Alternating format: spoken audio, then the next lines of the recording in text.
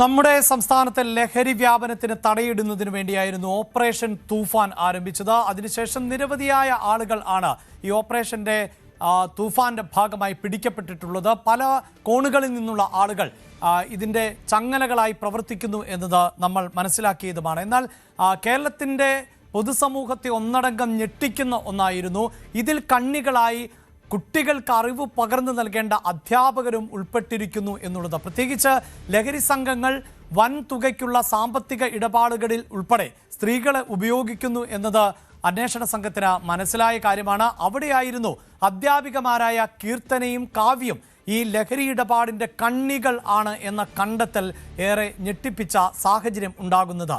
അതായത് ലഹരി വാങ്ങിക്കാൻ എത്തുന്നവർ ഇവരുടെ അക്കൗണ്ടിലേക്കായിരുന്നു പണം ഇട്ടിരുന്നത് എന്നതാണ്. അപ്പോൾ ഇവർക്ക് കൃത്യമായി ലഹരി മാഫിയയുമായി പങ്കുണ്ട്. അതുകൊണ്ട് തന്നെയാണ് ഇവരുടെ അക്കൗണ്ടുകളിലൂടെ പണമിടപാട് നടന്നിട്ടുള്ളത്. പണം ഇടപാട് മാത്രമാണോ അതോ സംഘത്തിലെ സുപ്രധാന കണ്ണികളാണോ ഇവർ എന്നതാണ് ഇനി അറിയേണ്ടത്.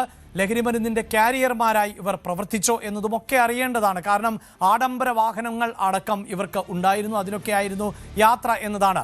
ലക്ഷക്കണക്കിന് രൂപയുടെ സാമ്പത്തിക ഇടപാടുകൾ ഇവരുടെ അക്കൗണ്ടുകളിലൂടെ നടന്നു എന്നത് വ്യക്തമായി കഴിഞ്ഞു. സംഭവം പ്രത്യേക സംഘം അന്വേഷിക്കും, മന്ത്രി റിപ്പോർട്ട് തേടി എന്ന് സമഗ്ര ശിക്ഷ കേരള ജില്ലാ project coordinator doctor Nisar Cheleri പറയുകയും ചെയ്തു. അതേസമയം അധ്യാപികമാരുടെ മയക്കുമരുന്ന് ഇടപാടുകളെക്കുറിച്ച് അറിയില്ലായിരുന്നുവെന്നാണ് block project coordinator K Shajima news 18നോട് പറഞ്ഞത്. കീർത്തനയും കാവ്യയും ഉറ്റ സുഹൃത്തുക്കൾ ആണ് എന്നും രണ്ടുപേരും വിവാഹമോചിതർ എന്നാണ് പറഞ്ഞിരുന്നത് എന്നുമാണ് ഷാജിമ ന്യൂസ് 18നോട് പറഞ്ഞത്. വടകര പോലീസ് റിമാൻഡ് ചെയ്തപ്പോൾ മാത്രമാണ് നമ്മളിത് അറിഞ്ഞത്. അല്ലാണ്ട് ഇത്തരത്തിലുള്ള ഒരു കേസിൽ അകപ്പെടുന്ന ആളുകളാണെന്ന് നമ്മൾ തിരിച്ചറിഞ്ഞിട്ടില്ല. പിന്നെ അതിന് ശേഷമാണ് ഓളെ തൊട്ടടുത്ത സുഹൃത്തായിട്ടുള്ള കാവ്യനും കൂടി റിമാൻഡ് ചെയ്തു എന്നുള്ള റിപ്പോർട്ട് വന്നിട്ടുള്ളത്. ഇവള് റിമാൻഡ് ചെയ്തു എന്ന് പറഞ്ഞ റിപ്പോർട്ടിൽ ആ നിമിഷം തന്നെ ഇവളെ നമ്മുടെ ടെർമിനേറ്റ് ചെയ്തിട്ടുണ്ട്. ഇപ്പോൾ കാവ്യനെ ടെർമിനേറ്റ് ചെയ്യാനുള്ള എല്ലാ നീക്കവും ഇന്നിപ്പോൾ ഓർഡർ ഇറങ്ങും. DPC ആയ ഓർഡറും കൊണ്ടാ വരിക. ഇവർ രണ്ടുപേരും അടുത്ത സുഹൃത്തുക്കളായിരുന്നു. ഇവർ രണ്ടുപേരും അടുത്ത സുഹൃത്തുക്കളാണ്. നമ്മൾ വിചാരിച്ചത് ഇവർ രണ്ടാളും ഡൈവോഴ്സ് ചെയ്ത ആൾക്കാരാ. അപ്പൊ അതുകൊണ്ടാണ് അങ്ങനെ ഉണ്ടാവില്ല, തുല്യ ദുഃഖിതരെ സുഹൃത്തുക്കളാകുക, അങ്ങനെ ആയതാണെന്നാണ് നമ്മൾ കരുതിയത്. അപ്പൊ അല്ലാണ്ട് ഇവര് ബാക്കിയുള്ള സ്റ്റാഫിൽ നിന്ന് ഇവര് ഒരു ഗ്രൂപ്പായിട്ടാണ് കളിച്ചത്. ഇവർ രണ്ട് സെപ്പറേറ്റ് ആയിരുന്നു എപ്പോഴും അല്ലേ? അത് മീൻസ് ഒന്നിച്ചായിരുന്നു ഇവരുടെ കാര്യങ്ങൾ ഇടപെടലുകളൊക്കെ അല്ലേ? അതായിരിക്കാം. അതായത് ഇവരെ എപ്പോ ഒന്നിച്ചാ കാണുക, യോഗത്തിനൊക്കെ വരുന്നതൊക്കെ ഒന്നിച്ചാ. കീർത്തനയെ അറസ്റ്റ് ചെയ്തപ്പോൾ തന്നെ നടപടിയെടുത്തിരുന്നതായും ഉടൻ പുറത്താക്കുമെന്നും AEO യൂസഫ് KK പറഞ്ഞു. വിവരം നമ്മൾ പോലീസിൽ നിന്ന് അറിഞ്ഞ ഉടനെ തന്നെ ആദ്യത്തെ ടീച്ചർ കീർത്തന എന്ന് പറഞ്ഞ ടീച്ചർ, അവർ BRCയിലെ സ്പെഷ്യലിസ്റ്റ് PET ആണ്. അവരെ നമ്മൾ അപ്പോൾ തന്നെ സർവീസിൽ നിന്ന് നീക്കം ചെയ്തു, അവരെ ഡിസ്മിസ് ചെയ്തു. രണ്ടാമത്തെ ആളെ കേസ് കഴിഞ്ഞ ദിവസം വന്നിട്ടേ ഉള്ളൂ. അപ്പോഴേക്കും അതിൻ്റെ നടപടിക്രമങ്ങളൊക്കെ പൂർത്തിയായിട്ടുണ്ട്. ഇന്ന് ഉച്ചയോടുകൂടി അവരെയും ടെർമിനേറ്റ് ചെയ്തുകൊണ്ടുള്ള ഓർഡർ ഇറങ്ങും. ഇത്തരം ഒരു സൂചനയും ലഭിച്ചിരുന്നില്ല അല്ലേ? ഇവരുടെ എന്തെങ്കിലും പ്രവർത്തനങ്ങളിൽ ദുരൂഹത മറ്റൊക്കെ പറയുമോ? അങ്ങനെ എന്തെങ്കിലും? ഒരിക്കലുമില്ല. നമുക്ക് അങ്ങനെ എന്തെങ്കിലും ഒരു സൂചന ലഭിച്ചിട്ടുണ്ട്, ഇങ്ങനെയുള്ള ആളുകളെ നമ്മൾ സർവീസിൽ നിർത്തില്ലല്ലോ. അപ്പം ഇവർ ഈ കരാർ ജീവനക്കാരായതുകൊണ്ട് തന്നെ അവരെ നമ്മൾ സ്കൂളിലേക്ക് വിടുന്നു, സ്കൂളിൽ അവർ ജോലി ചെയ്യുന്നു എന്നുള്ളതാണ്. അപ്പോൾ ആഴ്ചയിൽ ഒരു ദിവസമാണ് അവർ BRCയിൽ വരുന്നത്, മറ്റു ദിവസങ്ങളിൽ അവർ സ്കൂളിലായിരിക്കും ഉണ്ടാവുക. അപ്പോൾ അങ്ങനെയുള്ള പ്രവർത്തനങ്ങളൊന്നും നമുക്ക് മോശമായ റിപ്പോർട്ട് ഇവരെ കുറിച്ച് നേരത്തെ കിട്ടിയിട്ടില്ല. അപ്പോൾ ഇത് അറിഞ്ഞ ഉടനെ തന്നെ ഡിപ്പാർട്ട്മെന്റ് വളരെ ശക്തമായ രീതിയിൽ പ്രതികരിച്ചിട്ടുണ്ട്, നടപടിയെടുത്തിട്ടുണ്ട്. അധ്യാപികമാരെ നിയമിച്ചത് ആരെന്ന് അന്വേഷിക്കണമെന്ന് യൂത്ത് ലീഗ് ആവശ്യപ്പെട്ടു. അറസ്റ്റിലായ കീർത്തന കഴിഞ്ഞ സർക്കാരിന്റെ കാലത്ത് സൂംബ പരിശീലകയായിരുന്നുവെന്നും യൂത്ത് ലീഗ് ആരോപിക്കുകയാണ്.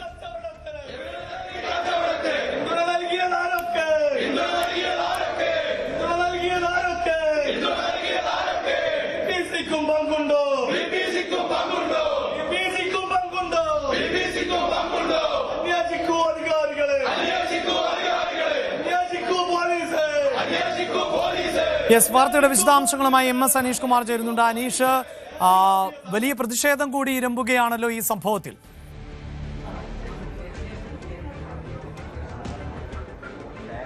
അഭിലാഷ്, തീർച്ചയായും അങ്ങേയറ്റം സമൂഹ മനസാക്ഷിയെ തന്നെ ഞെട്ടിക്കുന്ന രീതിയിലുള്ള ഒരു മയക്കുമരുന്ന് കേസാണ് പേരാമ്പ്രയിൽ നിന്നും അല്ലെങ്കിൽ വടകരയിൽ നിന്നും ഇപ്പോൾ റിപ്പോർട്ട് ചെയ്യപ്പെട്ടിരിക്കുന്നത്. ആദ്യം 2 ആഴ്ച മുമ്പാണ് റിസ്വാൻ എന്ന യുവാവിനെ മയക്കുമരുന്നുമായി MDMA പോലീസ് ആദ്യം കസ്റ്റഡിയിലെടുക്കുന്നത്. ഇതിനുശേഷമാണ് ഈ റിസ്വാന്റെ ഇടപാടുകളിൽ നിന്നുള്ള പണം അവരുടെ ഈ കീർത്തി എന്ന ആദ്യം കസ്റ്റഡിയിലായ അധ്യാപികയുടെ അക്കൗണ്ടിലേക്ക് പോകുന്നതായി കണ്ടെത്തിയത്. അത് ഈ ഗൂഗിൾ പേ വഴി 2000 രൂപ വീതം ഒരു ഇടപാടിന് നൽകുന്നു.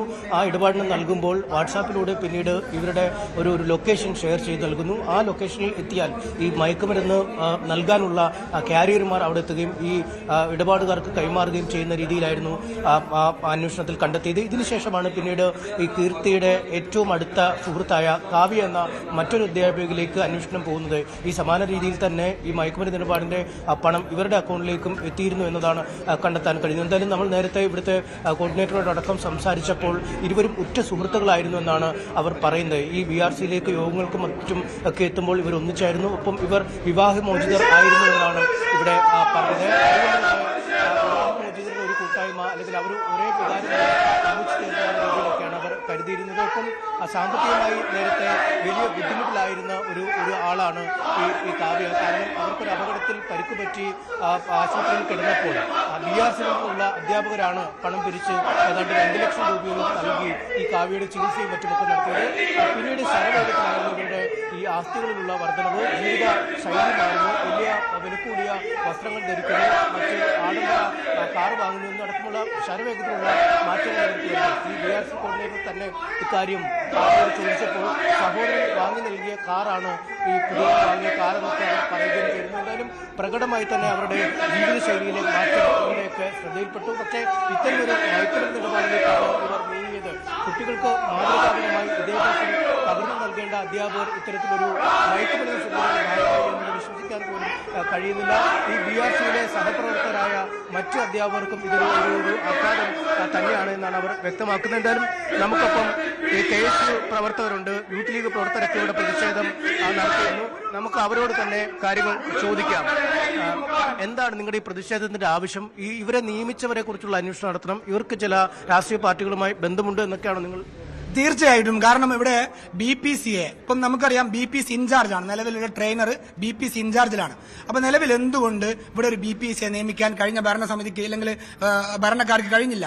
മാത്രവുമല്ല, ഈ പിടിയിലായ കീർത്തനയെ കുറിച്ച് കൃത്യമായ അന്വേഷണം നടത്തണം. അവരുടെ അക്കൗണ്ടിൽ നിന്ന് ആർക്കൊക്കെ പണം പോയി, അവർ ആർക്കൊക്കെ പണം അയച്ചു എന്നതിനെ കുറിച്ചുള്ള സമഗ്രമായ അന്വേഷണം നടത്തണം. കഴിഞ്ഞ ദിവസം പിടിയിലായ കാവ്യ എന്ന് പറയുന്ന ആ സ്ത്രീക്കെതിരെയും അന്വേഷണം നടത്തണം. മുമ്പ് ഈ കീർത്തനക്കെതിരെയും അതേപോലെ തന്നെ കാവ്യക്കെതിരെയും പരാതികൾ ഉന്നയിച്ച സമയത്ത് ഇവിടുത്തെ BPC ഇതുമായി ബന്ധപ്പെട്ട് എന്ത് അന്വേഷണമാണ് നടത്തിയത്, എന്ത് നടപടിയാണ് എടുത്തത് എന്നുള്ളത് കൂടി ഇവിടുത്തെ BPC വ്യക്തമാക്കണം. കാരണം ഒരുപാട് മുമ്പ് തന്നെ ഇപ്പൊ നമുക്കറിയാം CPM ഇതുമായി ബന്ധപ്പെട്ട് ഒരു ശബ്ദവും അവരുടെ ഭാഗത്തു നിന്നില്ല. മാത്രമല്ല DYFI ഇല്ല. മുക്കിന് എന്തെങ്കിലും ഒരു ചെറിയ വിഷയം കിട്ടാൻ കാത്തിരിക്കുന്ന DYFI എവിടെ? DYFI നമ്മൾ കാണുന്നില്ല. SFI അവരെ നമുക്ക് കാണുന്നില്ല. കാരണം ഇവിടെ അധ്യാപകർക്ക് ട്രെയിനിങ് കൊടുക്കുന്ന ഒരു വിദ്യാഭ്യാസത്തിന്റെ ശ്രീകോവിൽ എന്നറിയപ്പെടുന്ന ഈ BRCയിൽ അധ്യാപകർക്ക് ട്രെയിനിങ് കൊടുക്കുന്ന, വിദ്യാർത്ഥികൾക്ക് ട്രെയിനിങ് കൊടുക്കുന്ന, ഭിന്നശേഷി കുട്ടികളെ അവരുടെ മികച്ച രീതിയിൽ അവരുടെ അധ്യാപകനം ഇല്ലെങ്കിൽ അവരുടെ വിദ്യാർത്ഥിത്വ കാലയളവ് പൂർത്തിയാക്കാൻ സഹായിക്കുന്ന ഈ ഒരു BRC പുതിയ കുട്ടികളെ അവരുടെ കാലിബർ അനുസരിച്ച് അവരുടെ കായികപരമായിട്ടും കലാപരമായിട്ടുമായിട്ടുള്ള കഴിവുകളെ വാർത്തെടുക്കാനുള്ള BRC, ഈ BRCയിൽ നിന്നാണ് ഇത്തരം ഒരു സമീപനം നമുക്കുണ്ടാകുന്നത്. അതുകൊണ്ട് തന്നെ ഇവിടുത്തെ BPC ഇതിന്റെ ഉത്തരവാദിത്വം അവർ ഏറ്റെടുക്കണം. അവർ സ്വയം രാജിവെച്ച് പോകണം. ഇല്ലെങ്കിൽ അവർക്ക് സസ്പെൻഷൻ കൊടുക്കണം. അവർക്കെതിരെ അന്വേഷണം പ്രഖ്യാപിക്കണം. ഇന്ന് രാവിലെ ഞങ്ങൾ 10 മണിക്ക് ഉപരോധ സമരത്തിന് വേണ്ടി വന്ന സമയത്ത് എന്തുകൊണ്ട് അവർ 8 മണിക്ക് ഇവിടെ വന്നു? 10 മണിക്ക് വരേണ്ട ആള് എന്തുകൊണ്ട് 2 മണിക്കൂർ വന്നു?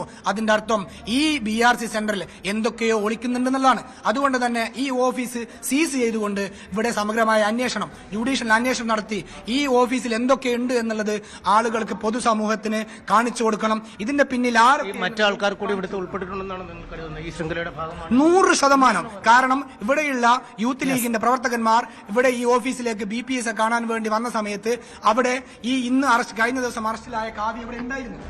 തീർച്ചയായും ഇത് തന്നെയാണ്. ഇത് രാഷ്ട്രീയമായ ഒരു അനീഷ്, ഞാൻ അനീഷിലേക്ക് വരാം. ഇതൊരു കൂടുതൽ വാർത്തകൾക്ക് News 18 Keralam YouTube channel subscribe ചെയ്യുക.